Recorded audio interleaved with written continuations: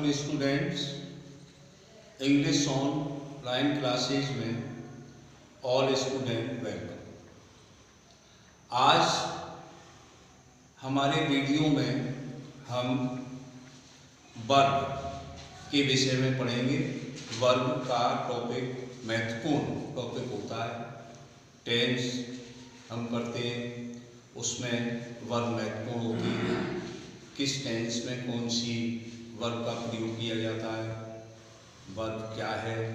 तो आज हम वर्ब की डेफिनेशन और वर्ब के बेसिस आधार में कितने भागों में विभाजित किया गया है उसके बारे में आज पढ़ेंगे। तो सबसे पहले वर्ब हमारा जो टॉपिक है, वर्ब एक्शन वर्ड होते हैं। किसी भी व्यक्ति द्वारा किए गए कोई भी कार्य वो अपने एक्शन वर्ड होते हैं, वो हमारी वर्ब कहलाती हैं, जो निम्न होती हैं। जैसे वॉक चलना, लाफ हंसना, रीड पढ़ना, राइट लिखना, ये आदि अपने एक्शन वर्ड जो होते हैं वो वर्ब कहलाते हैं। तो उसी क्रम में हम वर्ब की डेफिनेशन देखेंगे। देखो, वर्ब क्रिया, वर्ब क्रिया। A verb is a word, a verb is a word which is used to, a verb is a word which is used to describe an action. A verb is a word which is used to describe an action done by some person or some action related to person, place or a thing। तो verb क्रिया जो है, a verb is a word which is used to describe an action done by some person or some action related to person, place or a thing। तो क्रिया वह शब्द है, क्रिया वह शब्द है जिससे किसी व्यक्ति अथवा वस्तु के, क्रिया वह शब्द है जिससे किसी व्यक्ति अथवा वस्तु के संबंध में कुछ कार्य करने, बताने अथवा होने का ज्ञान होता है। क्रिया वह शब्द है जिससे किसी व्यक्ति अथवा वस्तु के संबंध में कुछ कार्य करने, बताने अथवा होने का ज्ञान होता है। जैसे अपने वर्ब जो हैं एक्शन वर्ड हैं, जैसे राइट है लिखना, रीड पढ़ना, टेल बोलना कहना, लिसन सुनना, प्ले खेलना, वॉक टहलना, लाफ हंसना, सी देखना, स्लीप सोना, पास गुजरना, डू करना, कम आना, सिंग गाना, रीच पहुंचना, लुक देखना, क्लैप ताली बजाना, etc एटसेट्रा इत्यादि। ये अपने एक्शन वर्ड जो होते हैं, व्यक्ति द्वारा कोई जैसे कार्य किया जाता है वो अपने एक्शन वर्ड होते हैं, उनको हम वर्ब कहते हैं। तो ये अन्य हमारे उदाहरण थे, write, read, tell, play, walk, laugh, pass, do etcetera, अन्य और भी जैसे शब्द होते हैं। तो ये हमारे वर्ब की अपनी डेफिनेशन इंग्लिश एंड हिंदी दोनों में, और उसके वर्ब के जैसे समझाने की दृष्टि से कौन कौन से अपने वर्ब होते हैं, एक्शन वर्ड क्या होते हैं वो। अब हम अपने काइंड ऑफ वर्ब्स, क्रिया के प्रकार, क्रिया को कितने आधार में विभाजित किया गया है उसको हम पढ़ेंगे। क्रिया को 3 आधारों में विभाजित किया गया है। क्रियाओं को कई आधारों पर कई समूह में बांटा जा सकता है। क्रियाओं को कई आधारों पर कई समूह में बांटा जा सकता है, जिसमें अपना सबसे पहला बेसिस ऑफ यूटिलिटी, उपयोगिता का आधार होता है। दूसरे नंबर पर बेसिस ऑफ ऑब्जेक्ट, कर्म का आधार होता है, और बेसिस ऑफ स्ट्रेंथ, शक्ति का आधार होता है। तो हम सबसे पहले अपने बेसिस ऑफ यूटिलिटी, उपयोगिता का आधार, तो सबसे पहला जो आधार का प्रकार है वो अपना है बेसिस ऑफ यूटिलिटी, उपयोगिता का आधार। इसमें क्रिया को उपयोगिता के आधार पर 2 वर्गों में बांटा जा सकता है।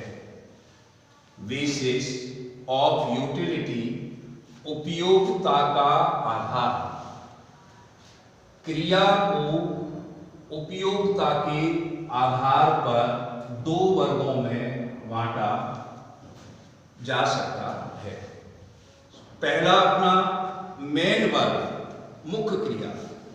तो इसका जो पहला वर्ग है अपना मेन वर्ग, मुख्य क्रिया, इसको those action words which have both the individual, those action words which have both the individual meanings and identity are called main words.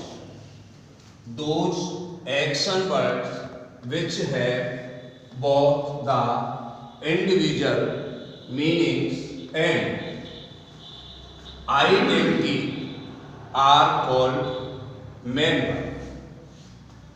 वे क्रियाबोधक शब्द जिनके अपने व्यक्तिगत अर्थ व अस्तित्व हो, मुख्य क्रिया कहलाते हैं। वे क्रियाबोधक शब्द जिनके अपने व्यक्तिगत अर्थ व अस्तित्व हो, मुख्य क्रिया कहलाते हैं। जैसे पहला अपना एग्जाम्पल है कि राम रोट ए लेटर। तो इसमें ये रोट जो है ये हमारी क्या है, मेन वर्ब, इसमें से मुख्य क्रिया कर्ता के बाद। दूसरा सीता रीड्स रामायण। तो यहाँ रीड्स सब्जेक्ट के बाद ये हमारा क्या है, मेन वर्ब है। इसी तरह से सी कुक्स फूड। तो कुक्स जो है सब्जेक्ट के सारे वो हमारा मेन है। इसी प्रकार अपना सीता सिंग्स ए सॉन्ग। तो सिंग्स जो है ये हमारी क्या है, मेन है। तो ये हमारी मुख्य क्रिया होती है, जो सब्जेक्ट कर्ता के द्वारा कुछ कार्य किया जाता है उसी को हम मेन वर्ब कहते हैं। इसी क्रम में हेल्पिंग वर्ब ऑक्सिलरी, सहायक क्रिया, इसका दूसरा जो वर्ग है वो हेल्पिंग वर्ब ऑक्सिलरी, सहायक क्रिया। Those words which in association those words which in association with the main verb provide a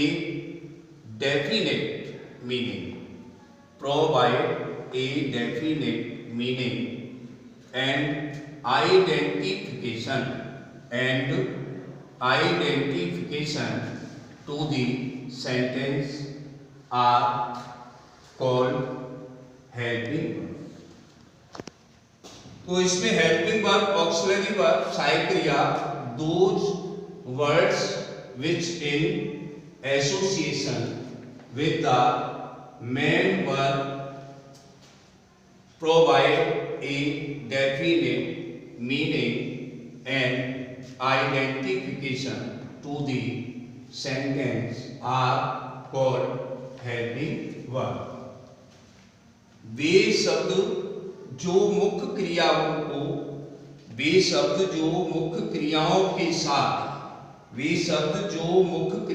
के साथ मिलकर वाक्य को निश्चित अर्थ व पहचान प्रदान करते हैं, सहायक क्रिया कहलाते हैं।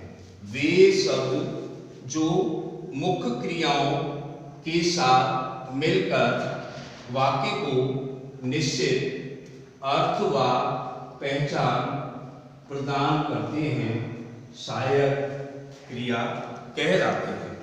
जैसे कई एग्जाम्पल है। पहला, Mohan is reading a book.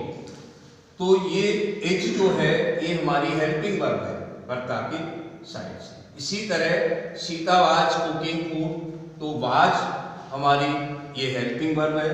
इसी तरह मीना इज लाफिंग, तो इज ये अपनी हेल्पिंग वर्ब है। और ही वाज रीडिंग इंग्लिश, ये भी इज वाज जो है ये हमारी हेल्पिंग वर्ब है। तो आज हमने वर्ब अपने डेफिनेशन और हिंदी इंग्लिश और action word, kind of verb, basis of verb के प्रकारों में पहला अपना बेसिस ऑफ यूटिलिटी, उपयोगिता का प्रकार था, जिसके दो वर्ग थे, एक अपना मेन वर्ब और एक अपना हेल्पिंग वर्ब। तो हमारे मेन वर्ब क्या है, हेल्पिंग वर्ब क्या है, ये हमारे काफ़ी अपने सेंटेंस जो होते हैं उनमें हम किस प्रकार से उनको समझेंगे, किस प्रकार से लिखेंगे।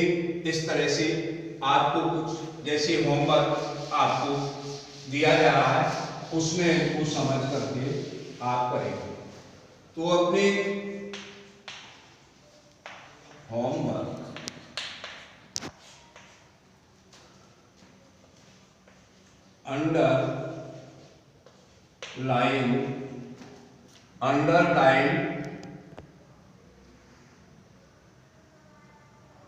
underline main verb,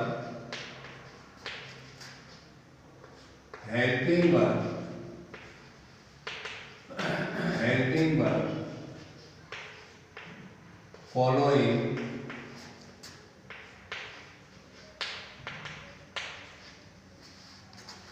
underline main verb,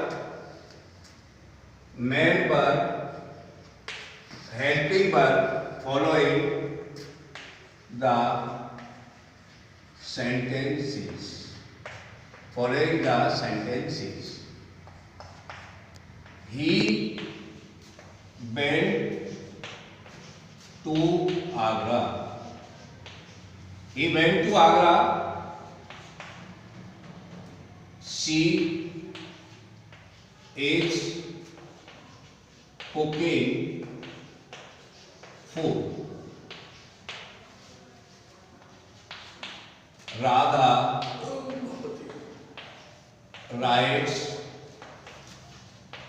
a story. Mohan was going to Jaipur. Mohan was going to Jaipur. Seema reads Ramayan. तो अपने underline main verb, helping verb following the sentences.